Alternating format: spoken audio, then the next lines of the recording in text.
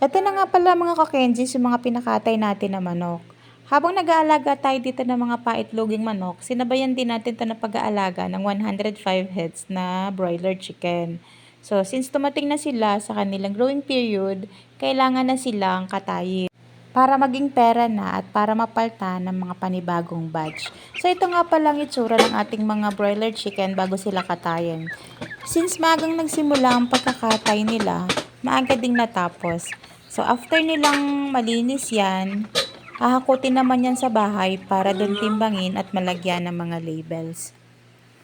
So, isa-isa yan tinitimbang, nililista sa ating record book at nilalagyan ng presyo kung magkano ang inabot ng isang buong manok.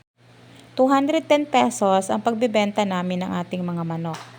So, ang average ng timbang ng ating mga kinilong manok is 1.7.